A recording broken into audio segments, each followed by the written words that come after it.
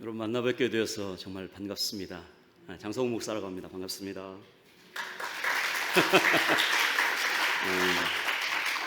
제가 우리 교회 예배를 시작하기 전에 항상 따라서 좀 고백하고 선포하는 짧은 글귀가 있거든요. 우리 한번 좀 그렇게 따라해 주시면 감사하겠습니다. 하나님 감사합니다. 하나님 감사합니다. 예수님 사랑합니다. 성령님 의지합니다. 내 영혼아 기뻐하라. 내 영혼아 감사하라. 내 영혼아 찬양하라. 우리 옆 사람에게도 사랑합니다, 축복합니다. 네, 여러분 사랑하고 축복합니다. 담임 목사님 이후에 이 자리에 많은 분들이 아마 오고 하셨을 것입니다. 여러분도 많은 말씀들을 들으시면서 이 자리까지 오셨을 텐데, 제가 왜 이 자리에 있을까 많은 생각을 했습니다. 그냥 알게 되어서 왔을까? 왜 왔을까? 하나님이 뭘 원하셔서 나를 이 자리로 부르셨을까? 수없이 많은 생각을 했습니다. 룻기 2장에 보시면 하나님께서 그 백성들을 인도하시는 단어를 두 개의 단어로 좀 요약해서 표현해 줘요. 하나는 우연히, 그리고 또 다른 하나는 마침이란 단어로 표현합니다. 룻이라는 여인이 베들레헴으로 돌아온 후에 우연히 이삭을 주우면서 가는데 우연히 보아스라는 사람의 밭으로 갑니다. 그리고 이삭을 줍고 있는데 마침 보아스가 어디 갔다가 베들레헴으로 돌아옵니다. 하나님은 이 우연이라는 단어와 이 마침이라는 단어를 통해서 우리 삶 가운데 어떻게 일하시는지를 참 많이 말씀해 주고 계세요. 네가 보기에는 우연인 것 같니? 너 마침 그 일이 이루어진 것 같아? 아니야, 그 뒤에 나 있는 거 너 보이니? 이런 말씀이에요. 여러분이 이 교회에 우연히 등록하게 되신 줄 아십니까? 여러분이 우연히 예수님을 믿게 되신 줄 아십니까? 여러분이 우연히 하나님의 말씀 앞에 서신 줄 아십니까? 결코 그렇지 않습니다. 하나님은 이 온 우주 만물을 창조하시고 이 온 우주 만물을 운행하시며 보존하시고 통치하시는 모든 사역을 일컬어서 섭리라는 단어로 표현합니다. 하나님이 우리 삶 가운데 섭리하신대요. 섭리하신다는 게 뭐냐면, 하나님은 자신의 영광을 위하여서도 일하시지만 그 백성의 유익을 위하여서도 오늘도 일하신다. 이게 섭리의 첫 번째 특징이에요. 하나님은 그분의 영광을 위하여 오늘도 계십니다. 때로는 나 같은 자의 영광 필요 없어도 이미 충만한 영광으로 계신 그분이 하나님이 있어요. 그분은 그 하나님의 영광을 위하여 온 우주 만물을 오늘도 운행하시고 보존하시고 심지어 이 꽃 하나도 먹이시고 입히시고 기르신다, 이렇게 말씀하세요. 동시에 하나님은 그 백성의 유익을 위해서 오늘도 일하신다. 네 삶 가운데 내가 일하고 있는, 땀을 흘리고 있는, 때로는 울고 있는 이 모습을 너 볼 수 있느냐? 이런 이야기예요. 두 번째로, 하나님은 큰 일도 운행하시지만 아주 작은 일도 운행하신다. 하나님은 온 우주 만물을 창조하시는 그런 큰 일, 홍해를 가르시는 것 같은 그런 큰 일, 하나님 그런 일들은 나에게는 없어요. 난 오늘도 먹고 사는 일에 힘들고요, 난 오늘도 이런 질병에 있기도 하고요. 그때 하나님이 그러니, 야, 나는 너의 그 작은 일, 다른 사람은 하나도 집중하지 않는 것 같아도 나는 너를 보고 있어. 이게 하나님의 손길과 섭리라는 거예요. 저와 여러분이 오늘 살아가면서 하나님, 도대체 나를 사랑하시는 그 손길이 어디 있습니까? 나를 사랑하신다는 그 증거가 어디 있습니까? 이렇게 하나님 앞에 부르짖을 때마다 하나님께서는 내가 너의 눈을 열어서, 가장 단적인 예가 이거거든요. 사라가 하갈을 통하여 아들을 낳았지만 그 아들이 장성하면서 이삭을 괴롭히기 시작합니다. 그때 사라가 더 이상 참지 못하고 하갈과 이스마엘을 쫓아내라고 합니다. 하갈이 가족 부대에 물 담아 왔겠죠. 먹을 것 좀 가지고 왔겠죠. 그리고 갑니다. 어느 순간 물도 떨어지고 먹을 것도 떨어지고 아이가 저쪽에 있습니다. 가까이서 못 보죠. 엄마가 죽어가는데 볼 수 있겠습니까? 근데 그 아이가 고통스러워하는 것을 보면서 하나님 앞에 기도합니다. 그때 성경에 보니까 뭐라고 말씀하시냐면, 하나님께서 하갈의 눈을 밝히시매, 여러분들 영안이 열려야 된다 이런 단어 쓰시잖아요. 도대체 영안이 열린다는 게 뭔가? 못 보이던 것이 막 저 사람 보니까 귀신이 있어 이런 게 절대 아니고요. 하나님께서 하갈의 눈을 여셔서 그 옆에 우물이 있는 것을 보게 합니다. 제가 우리 성도들한테 설교를 하면서 그런 이야기를 했어요. 하나님, 없던 우물을 만드시는 하나님, 그런 하나님이실까? 아니요, 내가 볼 때는 그렇지 않아요. 이미 거기에 우물이 있었습니다. 그럼 나는 왜 못 봤을까요? 눈이 가리워져서. 왜 내 눈은 가리워질까요? 그 문제 때문에 그래요. 내 삶에 당한 그 문제, 환경으로 인한 수없이 많은 그 문제들이 나를 짓누르는 순간 이 하나님의 손길이 보이지 않습니다. 그때 하나님께서 내 눈을 열어서 거기에 내가 살 수 있는 우물을 보게 하시는 것. 하나님, 내가 이 자리에 왜 있나요? 나 우연히 그냥 목사님 알아서 장 목사 오늘 설교 좀 해봐 이래서 제가 있나? 아니요. 제가 이 전을 들어오는 순간 하나님께서 나를 왜 보내셨는지 저는 직감적으로 알았습니다. 하나님이 저와 여러분을 예배자로 부르시기를 원하시고 예배자로 받으시기를 원하시고 이 교회를 통하여 우리가 드리는 이 예배를 통하여 하나님이 하나님 되심과 우리가 주의 종됨과 하나님의 말씀이 우리 삶 가운데 살아있다는 것과 우리가 하나님의 말씀을 순종하는 것을 하나님 알게 해 주십시오. 이것이 엘리야의 기도고 오늘 우리의 기도의 내용들, 그것을 하나님이 하시기 위하여 저와 여러분을 이 자리로 부르신 것 아니겠습니까? 여러분, 이제까지 여러분은 수없이 많은 예배를 드리며 왔습니다. 여러분, 이 한 시간의 예배, 이 한 번의 예배가 여러분에게는 어떤 의미가 있습니까?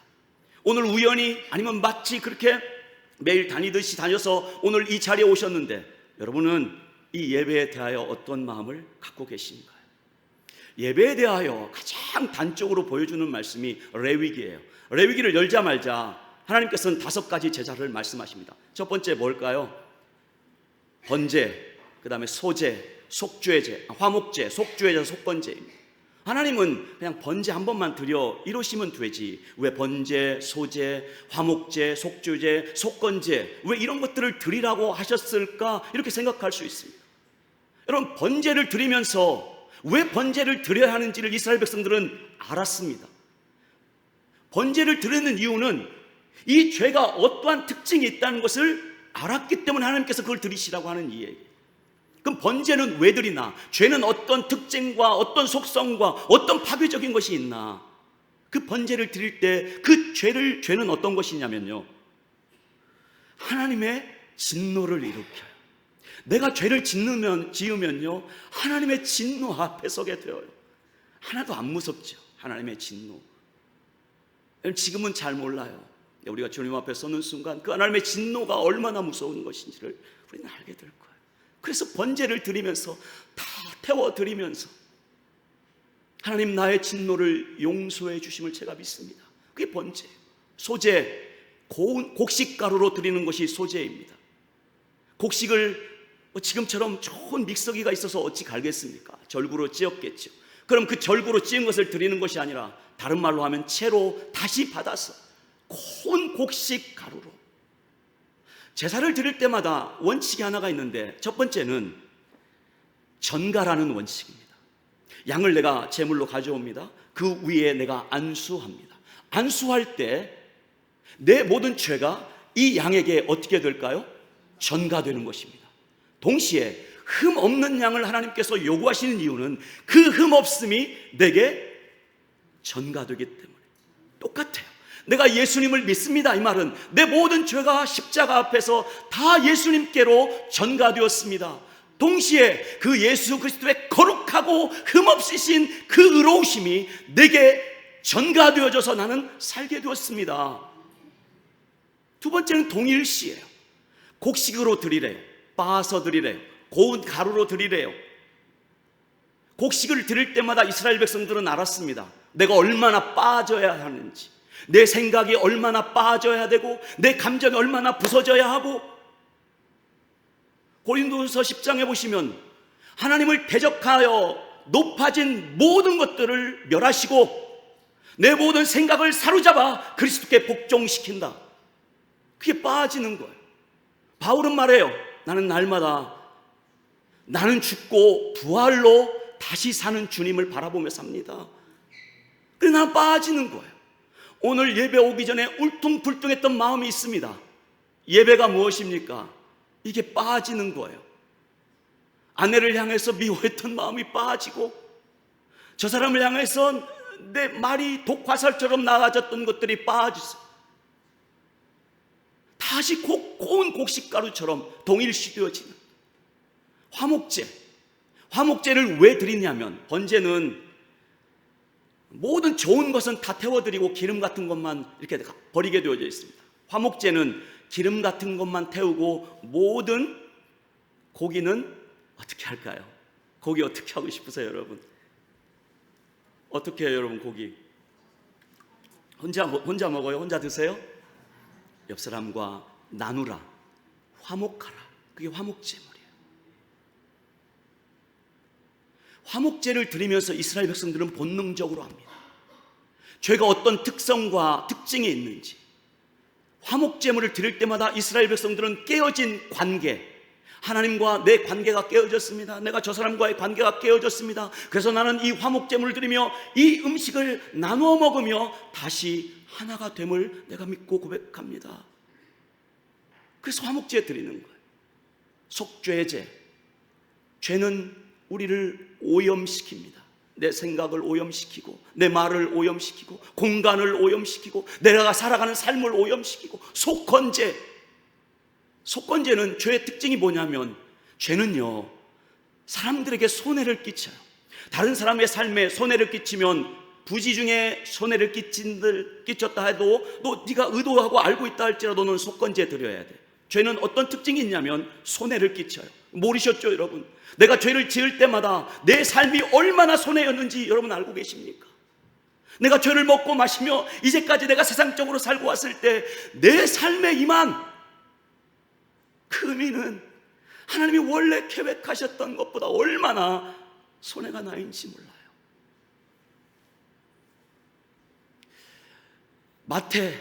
마태 이름이 레위입니다.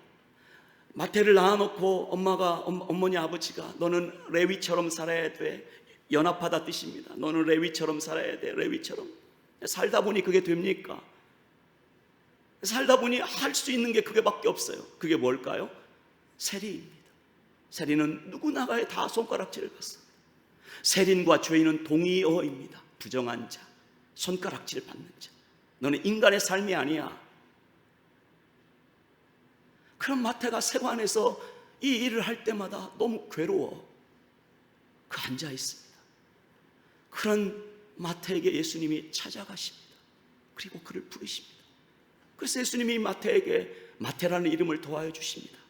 마태라는 이름의 뜻은 하나님의 선물. 하나님, 내 삶이 다시 하나님의 선물이 되었습니다.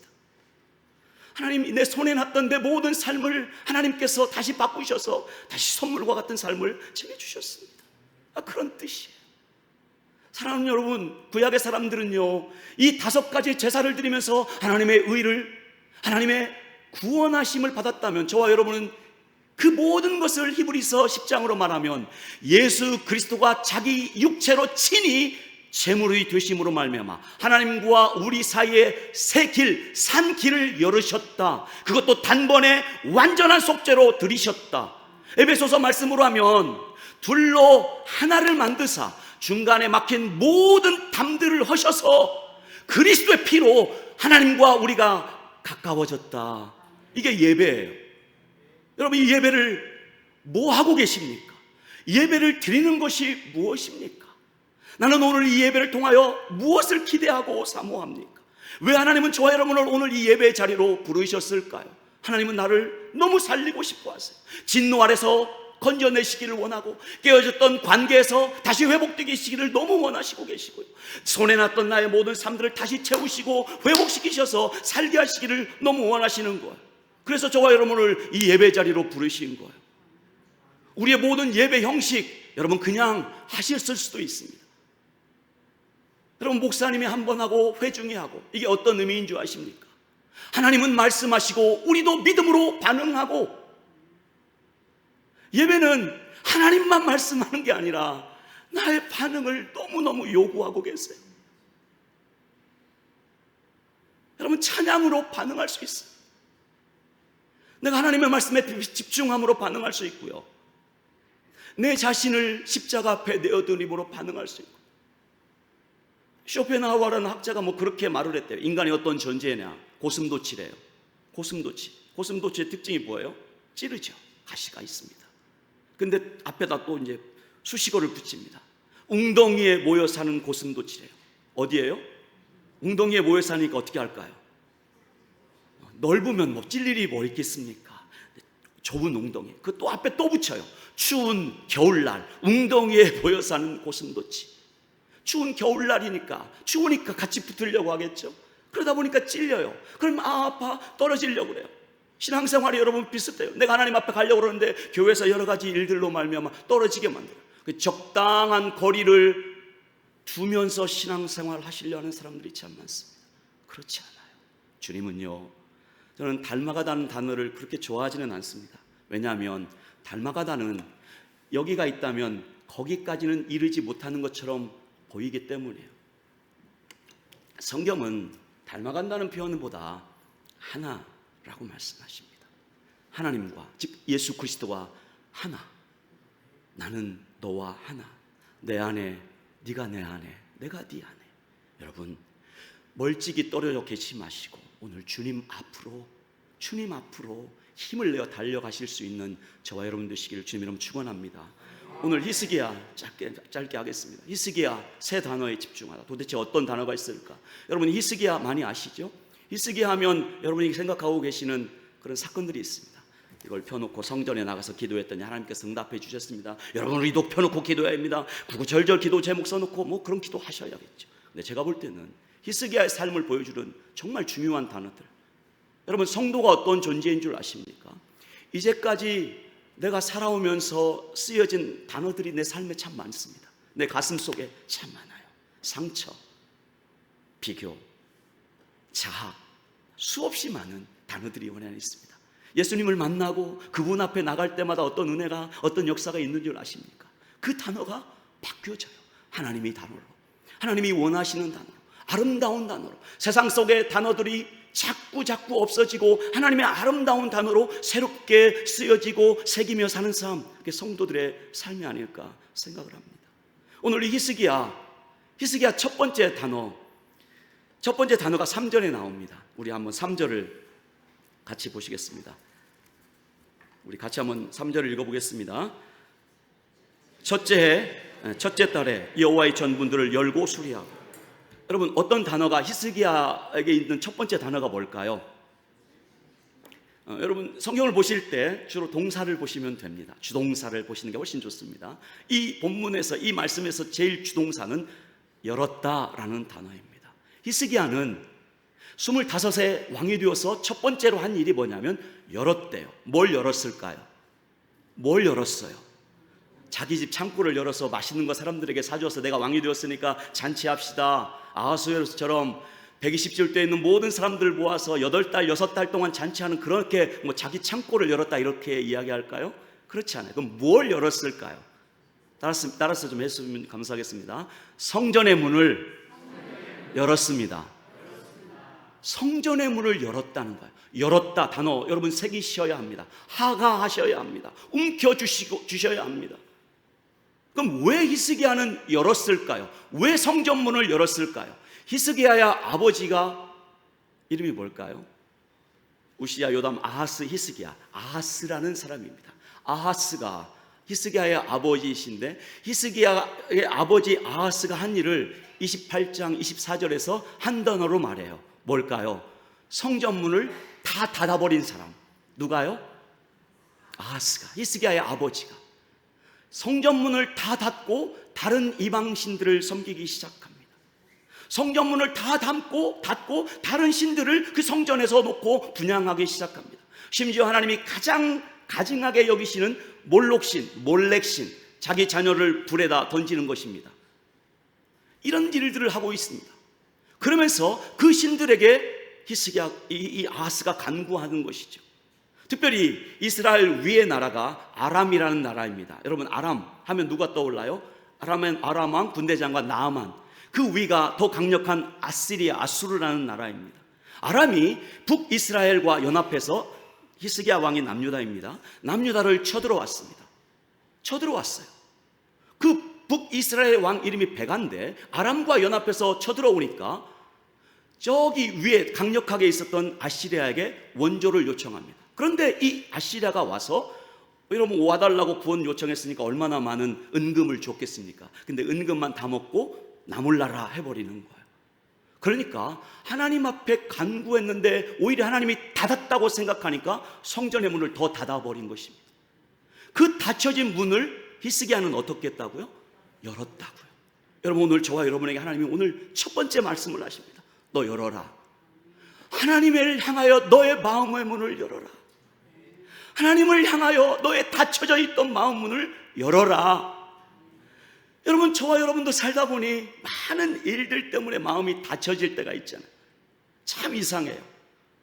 닫는다라는 단어는 하나님의 단어에서 좀 먼 것처럼 보여요.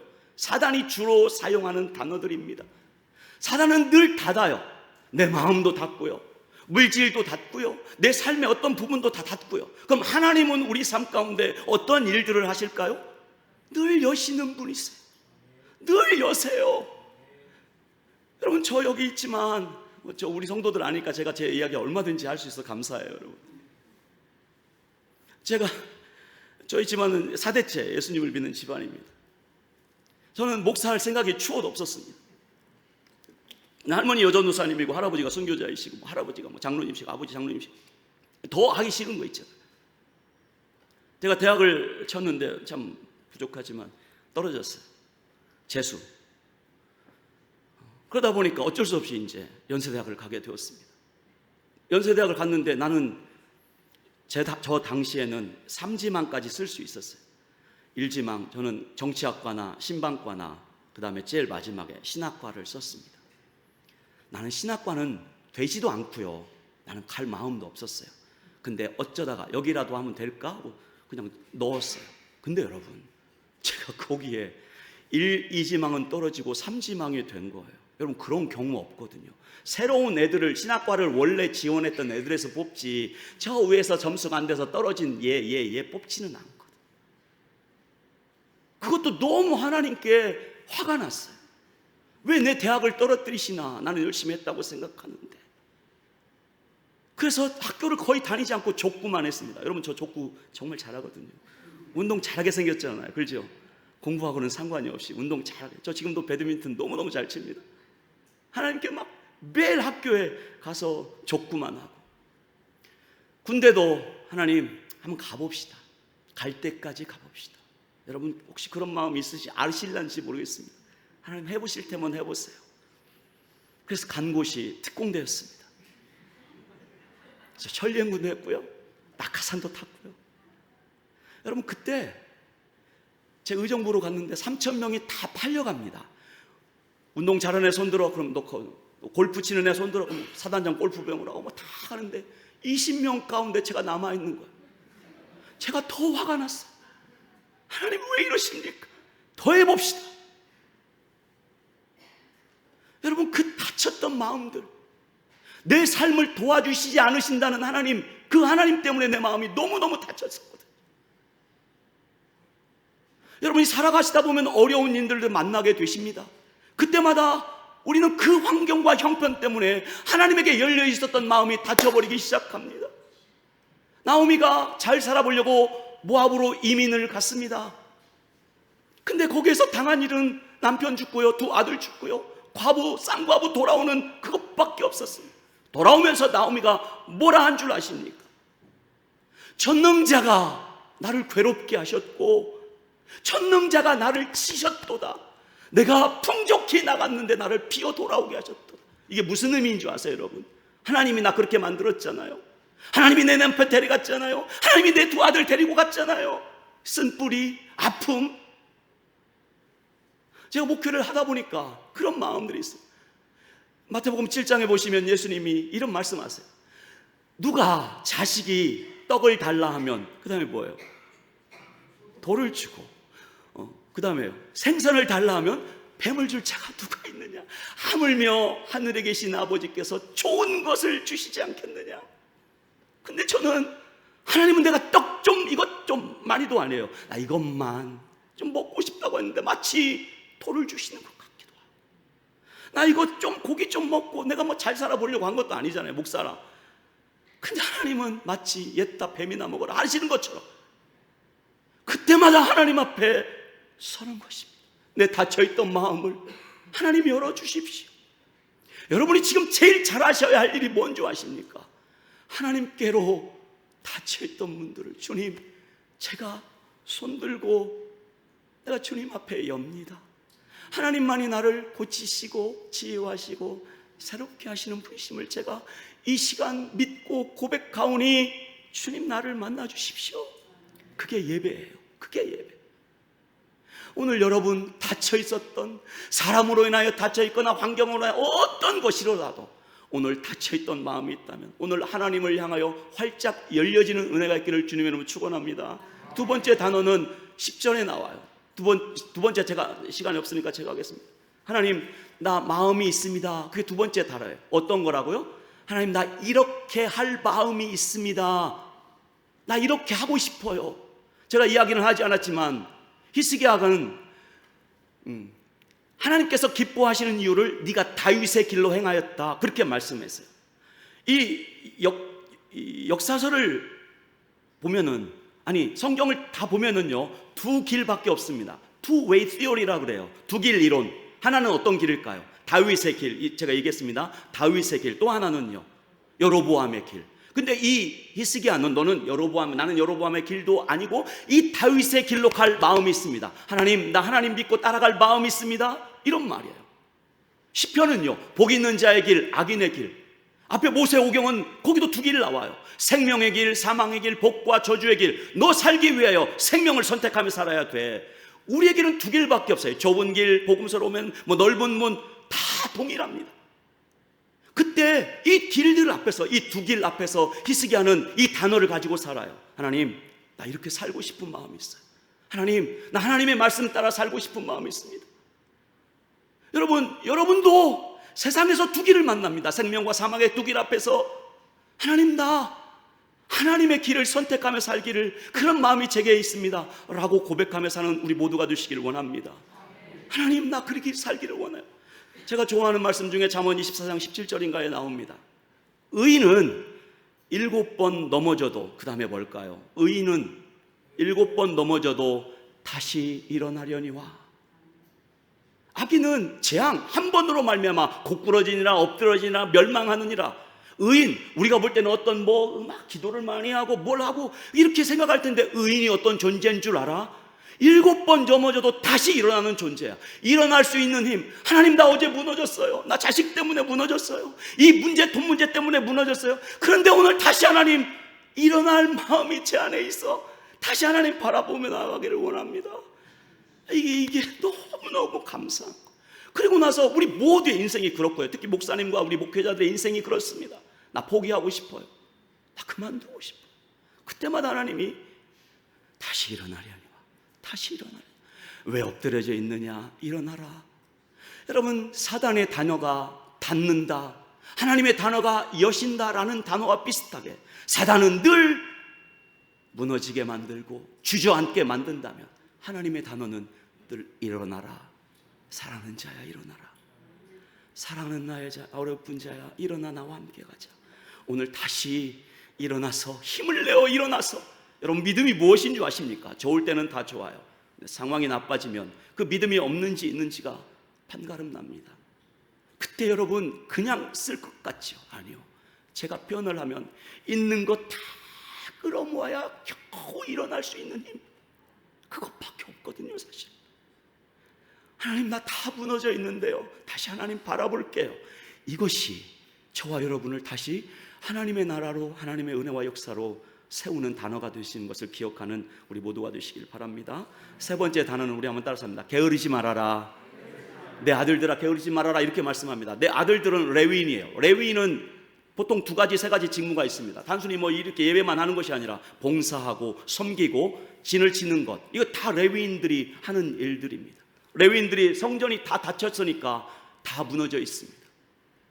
그때 그 레위인들에게 내 아들들아, 게으르지 말아라. 다시 일어나라. 그렇게 말씀하시는 것. 저와 여러분, 하나님이 부르신 하나님의 사람들, 예배자 아니겠습니까? 그 하나님의 부르심 앞에 다시 일어나서 우리의 길들을 가실 수 있는 저와 여러분 되시기를 주님의 이름으로 축원합니다. 제가 좋아하는 식기절 중에 하나가 연탄재 함부로 차지 마라. 너 어떤 사람이 그렇게 뜨거웠던 적 있었느냐? 연탄재 하등에 쓸모없는 것이죠. 근데 그 연탄 때문에 우리가 얼마나 뜨겁게, 너 인생 얼마나 뜨거웠던 적이 있어? 과거에 살라는 말씀이 아니고요, 다시 그 열정과 그 하나님을 향한 순수함과 아름다움을 회복하는 은혜가 있기를 주님 이름으로 축원합니다. 내 안에 새겨졌으면 좋겠어요. 주님, 나 게으르지 않겠습니다. 하나님의 말씀을 따라가는데 게으르지 아니하고, 하나님이 주신 사명들을 감당하는 데 게으르지 아니하고, 하나님, 나 같은 자를 통하여서도 일하시는 하나님의 손길을 기대하는데 내가 게으르지 않겠습니다.